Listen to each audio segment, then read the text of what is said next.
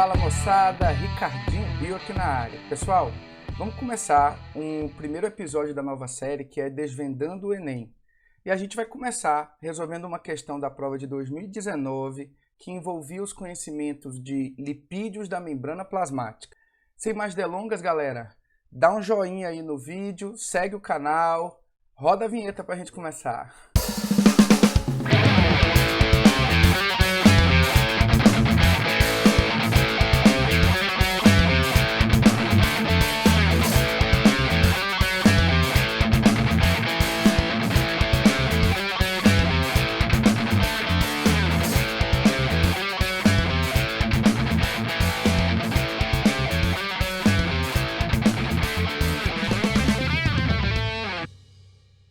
Massa, bora para o texto da questão. A fluidez da membrana celular é caracterizada pela capacidade de movimento das moléculas componentes dessa estrutura. Os seres vivos mantêm essa propriedade de duas formas, controlando a temperatura e ou alterando a composição lipídica da membrana. Nesse último aspecto, o tamanho e o grau de insaturação das caudas hidrocarbônicas dos fosfolipídios, conforme representados na figura, influenciam significativamente a fluidez. Isso porque quanto maior for a magnitude das interações entre os fosfolipídios, menor será a fluidez da membrana. Então, segundo o texto, se a gente tiver um número maior de interações entre os lipídios da membrana, a membrana vai ser mais rígida, será menos fluida, tá? Beleza, então vamos seguir. Aí eu tenho uma imagenzinha que eu queria interagir um pouquinho com vocês, ó.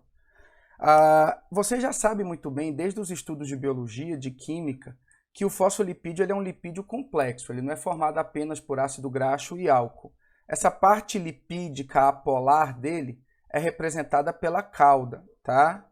E essa cadeia carbônica do ácido graxo ela pode ser formada apenas por ligações simples entre os carbonos, aí eu tenho uma cadeia saturada, ou com alguma insaturação, uma dupla ligação, por exemplo. E a cabeça, ela é oriunda do grupo fosfato. Esse grupo fosfato, ele é polar. Então, a cabeça é polar e a cauda é apolar. O fosfolipídio, ele acaba tendo uma característica anfifílica, anfipática. Então, uma extremidade é polar, a outra é apolar. Parece um pouco com detergente, com sabão, tá certo?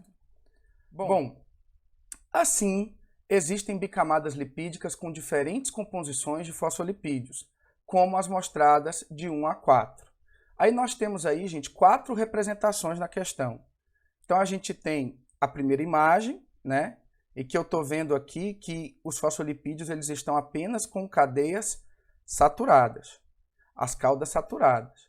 Aí eu tenho a segunda, todos eles estão com insaturação. Tenho a terceira meio que mesclando, alternando. A quarta, em que o tamanho dos fosfolipídios é maior, mas eles estão todos com ligações saturadas na cauda. E a quinta, que ele tem tamanhos maiores e com muitas insaturações. Aí vamos lá. E só lembrando, gente, que as insaturações aqui não são em todos os fosfolipídios, né? Então, dos 5 representados, a gente tem 3 com insaturações. Aí vamos para o comando verbal. Qual das bicamadas lipídicas apresentadas possui maior fluidez? Bom, galera, não tem muito segredo para a gente. Vamos revisar alguns conceitos? Só lembrando que quando a gente estuda a membrana plasmática, a gente leva muito em consideração o modelo mais atual, que foi proposto em 1972 pelos pesquisadores Singer e Nixon, é o tão popular modelo do mosaico fluido. Esse modelo ele diz que a membrana plasmática é formada por uma matriz lipídica. Essa matriz lipídica ela apresenta uma bicamada de fosfolipídios, onde naturalmente os fosfolipídios se organizam com a cabeça hidrofílica e polar para fora e a cauda hidrofóbica apolar para dentro. Essa organização natural seria uma consequência da afinidade desses fosfolipídios em meio aquoso. Então eu formo uma estrutura fechada na forma de uma bicamada e eu não tenho só fosfolipídios, né? Inclusive eu tenho outros lipídios. Se a membrana plasmática ela for de animais, eu posso ter inclusive o colesterol para aumentar um pouquinho a rigidez dessa membrana, já que não tem parede celular. Fora isso, a gente tem proteínas de membrana, são proteínas que permeiam transportes de compostos. E nos animais, a gente também tem um revestimento externo, como se fosse um tapetezinho, formado principalmente por moléculas glicídicas complexas. A gente chama de glicocálix. Algumas características importantes para vocês. A membrana plasmática ela só consegue ser visualizada em microscopia eletrônica, microscópio óptico a gente não consegue visualizar.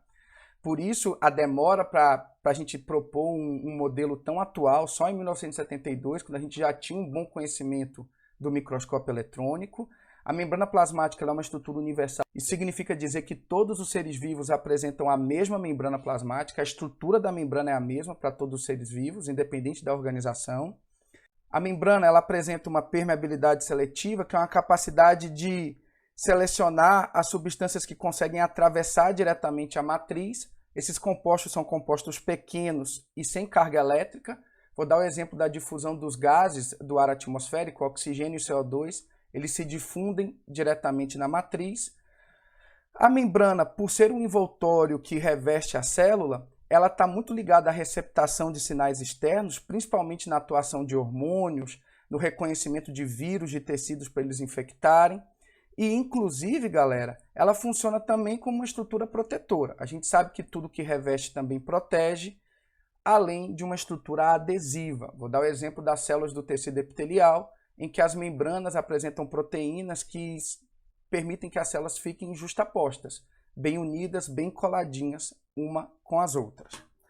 Nesse sentido, galera, vamos só relembrar então que o fosfolipídio apresenta uma cabeça polar, hidrofílica, formada pelo grupo fosfato, e a grande parte lipídica mesmo desse composto orgânico é a cauda, né? Formada pelo ácido graxo e o álcool. Lembrando que esse ácido graxo pode vir de uma cadeia saturada ou insaturada, mas essa cauda sempre é apolar e hidrofóbica, não tem muita afinidade com a água. Dessa forma, quando a gente joga esses fosfolipídios em meio aquoso, eles tendem a formar uma estrutura fechada na forma de bicamada, porque é a única maneira deles esconderem a cauda apolar e exporem na água as cabeças hidrofílicas polares, beleza? Bom, uma vez que a gente revisou o conteúdo, vamos para o gabarito da questão. Vamos relembrar que a questão colocou para a gente aí 5 opções, né, de membrana. E aí vamos tentar comparar um pouquinho. Vejam vocês que na primeira imagem, todos os fosfolipídios eles apresentam apenas cadeias saturadas. E aí a gente vai ensinar que as cadeias saturadas permitem uma interação maior entre os fosfolipídios, porque a área de contato da cauda é muito maior. E quanto maior a interação entre eles, segundo o texto, menor a flexibilidade, a fluidez. Então, nessa primeira imagem aqui, eu tenho muita interação. Assim como na quarta opção, eu tenho muita interação entre eles, porque todas as caudas elas são saturadas. Então, veja que a gente tem um aspecto de interação aqui muito alto. Bom, galera, 3 e 5 eu tenho meio que uma mescla, alguns fosfolipídios saturados e outros insaturados. Então a gente também já exclui essa possibilidade. E na segunda opção, a gente vê que todos os fosfolipídios eles são insaturados nas duas camadas.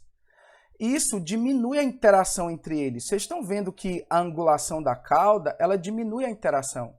Se diminui a interação, vai diminuir a rigidez, vai aumentar a flexibilidade e a fluidez.